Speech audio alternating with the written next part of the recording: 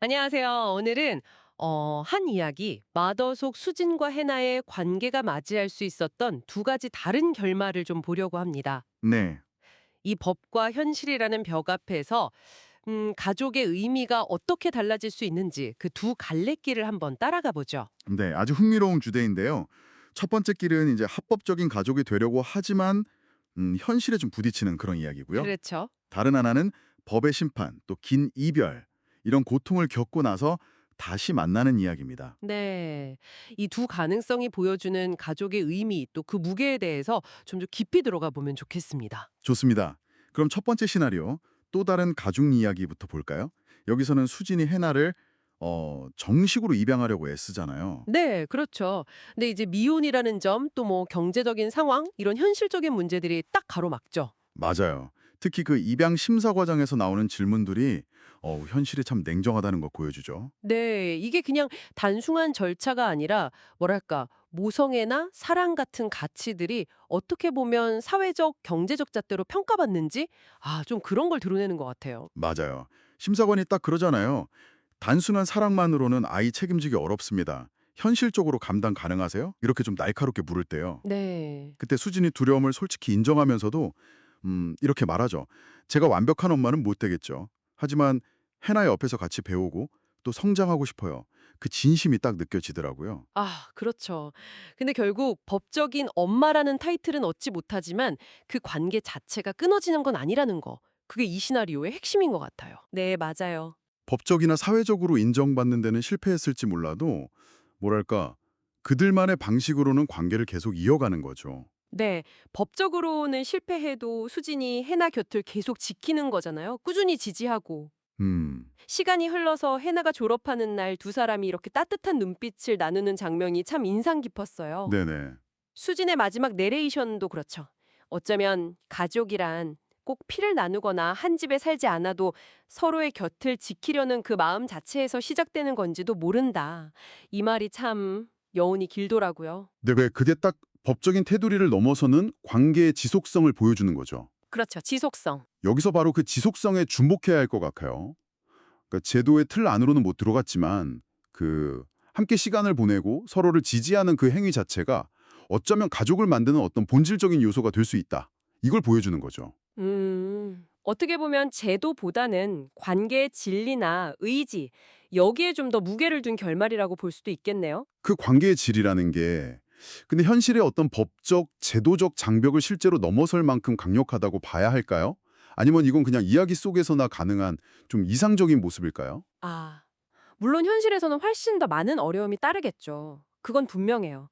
하지만 이 시나리오는 그럼에도 불구하고 관계를 포기하지 않는 어떤 선택의 가능성을 보여준다는 점에서 의미가 있는 것 같아요. 네, 법이나 제도가 전부가 아닐 수도 있다. 이런 질문을 던지는 거죠. 그렇군요. 그럼 이제 두 번째 시나리오로 넘어가 볼까요? 어느 봄날의 재회. 이쪽은 분위기가 훨씬 무겁고 좀 극적이죠. 네, 맞아요. 수진이 결국 아동 유괴 혐의로 재판을 받고 집행유예를 선고받게 되니까요. 네. 법적 처벌이라는 그 냉혹한 현실이 딱 전면에 등장하면서 이야기의 긴장감이 확 올라가죠. 첫 번째 시나리오랑은 정말 정반대네요. 법과 제도가 개인의 삶에 얼마나 직접적이고 또 강력하게 개입할 수 있는지를 보여주는 것 같아요. 그렇죠. 법정에서 수진이 울면서 저는 그냥 해나 엄마가 되고 싶었습니다. 이렇게 호소하는 모습이 정말 가슴 아팠어요. 네. 그리고 결국 해나랑은 보육시설 앞에서 헤어져야 하잖아요.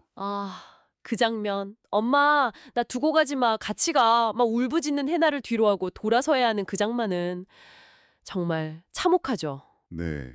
그 이별의 고통이 굉장히 강렬하게 그려지죠. 법적인 처벌, 또 강제적인 분리, 이런 트라우마가 두 사람 관계에 정말 깊은 상처를 남기는 거고요. 네. 하지만 이 시나리오는 거기서 끝나지 않죠. 맞아요. 몇 년이라는 시간이 딱 흐른 뒤에 훌쩍 큰 해나가 졸업식 날 수진과 다시 만나잖아요. 네, 제외하죠. 그리고 아주 담담하게 묻죠.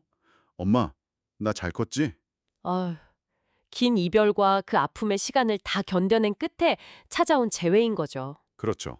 해나 내레이션도 참 엄마와 나는 아주 멀리 떨어져 있었지만 서로에게 따뜻한 봄날이 되어 주었다. 이 말이 긴 여운을 남겨요. 시련을 이겨낸 어떤 모성, 그리고 시간조차 끊어내지 못한 깊은 유대감, 이걸 강조하는 것 같아요. 이 결말은 그 고통과 상실을 정면으로 통과한 후에 비로소 얻게 되는 재회의 무게감을 보여주는 것 같아요. 네. 시간, 거리, 그리고 법적인 제약까지도 넘어서는 어떤 인간적인 연결의 힘을 아주 극적으로 보여주는 거죠. 아. 첫 번째 시나리오가 뭐랄까 잔잔한 지속성에 초점을 맞췄다면 두 번째는 극적인 단절 후의 봉합? 이걸 통해서 관계의 강인함을 이야기한다고 볼 수 있을 것 같아요. 듣고 보니 정말 그러네요.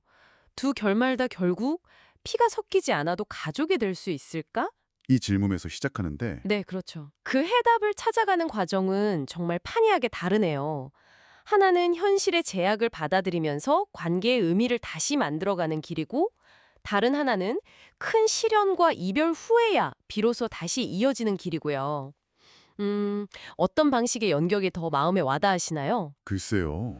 어느 한쪽이 정답이라고 말하기는 참 어려운데요. 두 이야기 모두 결국에는 엄마가 되고 싶었던 한 여성, 그리고 엄마의 사랑이 필요했던 한 아이, 그 절실한 마음에서 시작된 거잖아요. 네, 맞아요. 그 절실함. 중요한 건 법이나 제도가 다 담지 못하는 복잡한 인간관계의 영역이 분명히 존재한다는 거. 그리고 가족이라는 이름의 의미와 형태는 때로는 그 틀을 넘어서 그 당사자들의 의지나 노력으로 새롭게 만들어질 수도 있다는 점. 이걸 보여준다는 게 아닐까 싶어요. 네, 오늘 머더 이야기의 두 가지 다른 결말 가능성을 통해서 우리가 생각하는 가족의 다양한 모습, 또 그 의미에 대해 좀 깊이 생각해 볼 수 있었던 것 같습니다. 현실의 병 앞에서 때로는 좌절하기도 하고, 또 때로는 예상치 못한 길을 찾아 나아가는 그 인물들의 선택이 참 오래 기억에 남을 것 같네요. 마지막으로 이런 질문 한번 던져보고 싶어요. 듣고 계신 여러분에게도요. 법적인 정의나 물리적으로 함께 사는 것을 넘어서 당신에게 있어서 가족을 이루는 가장 핵심적인 요소는 과연 무엇일까요? 아, 어떤 상황에서도 내가 결코 놓지 않을 관계의 본질은 어디에 있다고 생각하시는지 잠시 스스로에게 한번 물어보는 시간을 가져보시는 건 어떨까 싶습니다.